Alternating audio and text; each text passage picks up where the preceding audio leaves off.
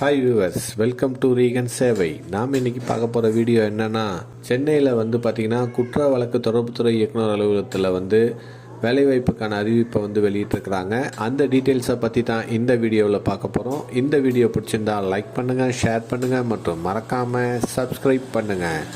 வாங்க வீடியோக்குள்ளே போகலாம். குற்றவழக்கு தொடர்புத்துறை இயக்குனர் அலுவலகத்தில் காலியாக உள்ள அலுவலக உதவியாளர் பணியிடத்தை நிரப்பும் பொருட்டு தகுதியான நபர்களிடமிருந்து விண்ணப்பங்கள் வரவேற்கப்படுகின்றன. பதவியின் பெயர் பார்த்திங்கன்னா அலுவலக உதவியாளர். இதில் ஊதியம் பார்த்திங்கன்னா 15,700லேருந்து 58,100 வரை இருக்குன்னு சொல்லியிருக்கிறாங்க. இதுக்கு வயது வரம்பு பார்த்திங்கன்னா 18 வயது பூர்த்தி இருக்கணும். அதிகபட்ச வயது வரம்பு பார்த்திங்கன்னா 37 வயது வரைக்குள்ள இருக்கணும்னு சொல்லியிருக்கிறாங்க. இதுக்கு இடஒதுக்கீடு பார்த்திங்கன்னா அரசு விதிமுறைகளின்படி நடைமுறைப்படுத்தப்படும் அப்படின்னு சொல்லியிருக்கிறாங்க. கல்வி தகுதி பார்த்திங்கன்னா 8ஆம் வகுப்பு தேர்ச்சி பெற்றிருக்க வேண்டும். தமிழில் எழுத படிக்க தெரிஞ்சவங்க இந்த வேலைவாய்ப்புக்கு அப்ளை செய்யலாம்.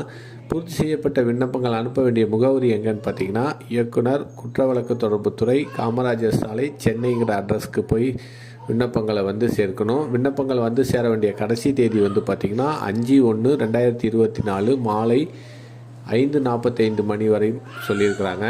இந்த பணி நியமனம் முற்றிலும் தற்காலிகமானது. மேற்கண்ட நியமனத்திற்கான நேர்காணலை ஒத்திவைக்கவோ அறிக்கையை எந்தவித முன்னறிவிப்புமின்றி ரத்து செய்யவோ முழு அதிகாரம் உண்டு அப்படின்னு கொடுத்துருக்குறாங்க.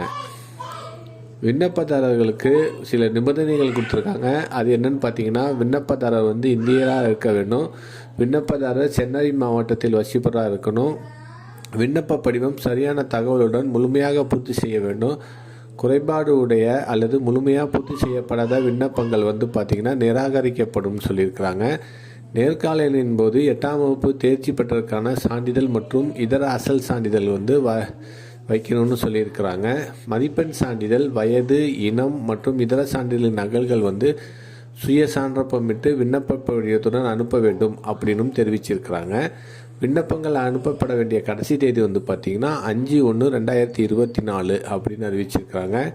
நேர்காணலுக்கு அழைக்கப்படும் விண்ணப்பதாரர்களுக்கு எந்தவித பயணப்படி மற்றும் அகவிலைப்படி அளிக்கப்பட மாட்டாது அப்படின்னு சொல்லியிருக்கிறாங்க.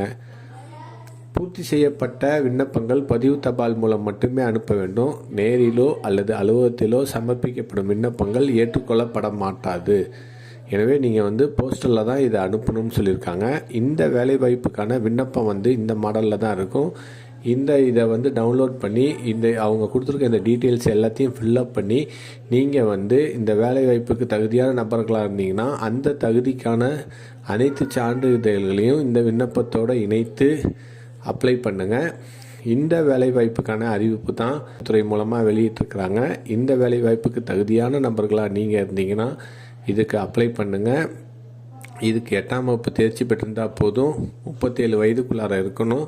கடைசி தேதி பார்த்திங்கன்னா 5/1/2024 மாலை 5:45 மணி வரை சொல்லியிருக்கிறாங்க. இந்த வீடியோ பிடிச்சிருந்தா லைக் பண்ணுங்கள், ஷேர் பண்ணுங்கள் மற்றும் மறக்காமல் சப்ஸ்கிரைப் பண்ணுங்கள்.